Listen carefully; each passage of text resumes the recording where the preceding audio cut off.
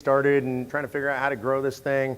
We know it's going to be a long, slow slog to get to where we want to go. Nobody even knows what Article 5 is when we started. Literally, if you just gone out and asked any conservative, everybody would say they had no idea. And even if you told them it was in the Constitution, they didn't even know what it meant. And so, man, it was going to be slow. And we didn't have a huge budget. We didn't have all the staff. It was just a few of us. But we were committed. We were going to do it. Mike Ferris knows how to do impossible things, so we were ready to try something impossible.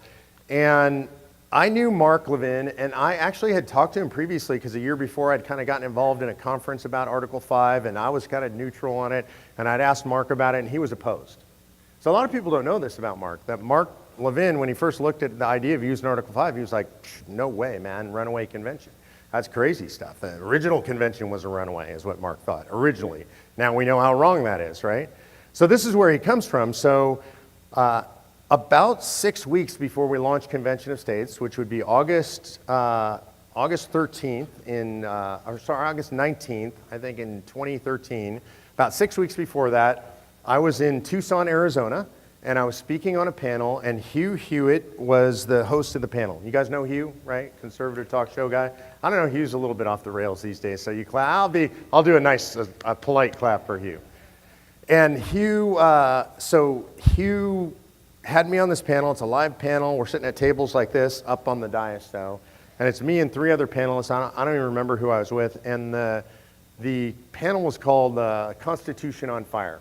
Like, you know, we're in trouble. The Constitution's burning. And so I'm up there on the panel, and Hugh is at the lectern, and so he's going to ask each of us questions. And I didn't know this, but Hugh and Mark have been friends for a long time. They were both in the Reagan administration together, and so he had arranged for Mark to Skype in and be on the panel with us, which was so cool. You know, one of my heroes. And I'd had a chance to work with Mark a little bit in the Tea Party movement, so we knew each other. I just thought it was the coolest thing. And the way it was set up is it was like this. We were on the dais. There were monitors on the side, but there was also a monitor that I could see of what the camera was seeing. And so Mark Skypes in, and I can see Mark on the monitor. And we get told each of us gets to ask Mark a question. And I was first. I was right next to Hugh. And so it goes to me, and I see Mark, and I think, this is my opportunity. If I could get Mark to like Convention of States, think what that would mean for us. It would be incredible, right? To have Mark Levin on board. I mean, we all know what that's meant. Back then, it was a risk because I didn't know, really. I thought he might be against it. And so Mark, I look at the screen, and you can picture it. Mark's in his baseball cap and his scruffy beard, and I ask him, he goes, hey, Mark, how good to see you. And I say, hey, Mark, like, I feel like we've lost our country. Like, we elect all these people, and we think they're going to do one thing, and they promise one thing, they go and they do something else, and then, like, what do we do? It feels like it's lost. And the only thing that I can think of that we could do is to use Article 5 to call a convention of states to propose amendments to rein in federal tyranny. So I just want to know what you think about that. And you know how Mark is, man. He's such a talker. So the words just start pouring out of him. And he says, I'm going to quote as close as I can. I remember it pretty well. He says, well, I think that, I'm writing a book, and I can't really talk about it. But I agree with you. That's the entire answer. So I'm sitting there looking at Mark thinking, I have no idea what just happened. That is so weird. I figured he'd either yell at me or go on a rant and agree with me how far the government's out. Nothing, like nothing. I don't even know what that means. And so I'm sitting on the dais. I'm totally confused. I've got my phone that's sitting right there just like that. It's face down. I've got it on vibrate so it won't ring. And goes to the next person, and they're asking a question, and Mark's sitting there, and I'm looking at Mark, and he's kind of looking down as the next question is being asked to him, and my phone buzzes, and I flip it over. It's Levin. He's freaking texting me while he's on air with us, and they're asking him, okay, he's texting me. Now, by the way, that's not unusual with Mark. Like, I will text Mark during his show, and he'll respond to me while he's talking. I don't know how he does it. And so he responds and he says, hey, call me as soon as you're done. We need to talk. And I think, I got him. It's awesome. I'm so excited. I literally have no idea what the other people said, because I'm so excited. And so I come off the dais as soon as the event is over. And you guys know me. I normally hang out in the room. I want to chat with everybody, man. I run out of the hall. I go out to the foyer. I call Mark. He picks up the phone as soon as I call him. And what I hear is a Mark Levin rant. And it goes something like this. God damn, you friend, and I cannot believe, and how dare you, and you, and he's screaming at me.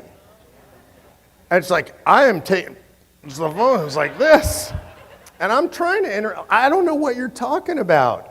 He's like, you probably made me breach my contract, and how dare you, and I can't even believe you would do that, and I'm like, and finally he takes a breath, and I'm like, Mark, I have no idea what you're talking about. And he goes, what do you mean you don't know what I'm talking about? You brought up my book and you asked me a question about my book. I said, Mark, I know you're writing a book, but the only reason I know you're writing a book is because you're always extra cranky when you're writing a book. But I don't know what your book's about. Your book's embargoed. You never talk about your books before they come out.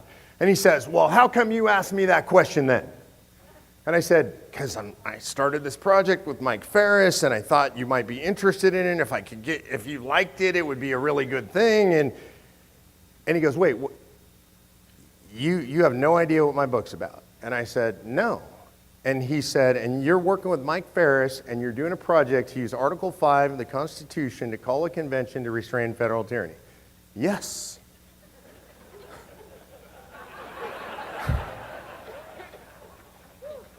And there is a long pause. And I'll never forget Mark's words. Because Mark said, that's not coincidence. That's providence. And I said, what do you mean by that? And he said, my book is called The Liberty Amendments. It's about using Article 5 of the Constitution to call a convention to propose amendments to restrain federal tyranny.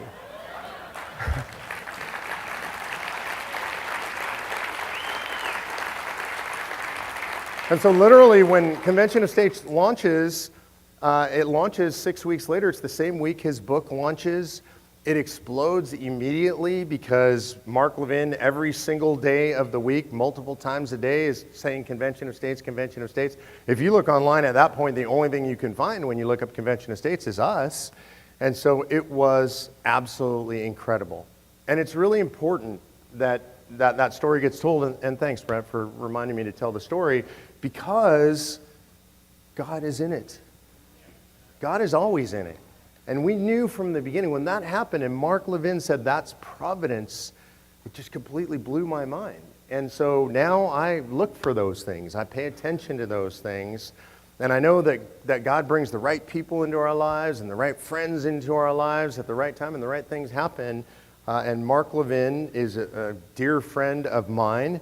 And I will tell you, he is a dear friend of yours. I'll tell you one last story. I'm way over time, so forgive me. I know it takes a while for me to go get pretty, so you guys might be able to do it quickly. It takes me some time. He came to the last summit, and it was so interesting to see him at the summit. He's actually a super humble guy, a super private guy, kind of actually a quiet guy. He doesn't do a lot of events. He doesn't like to travel very much. Mark doesn't like being famous. It's not what he wanted to do.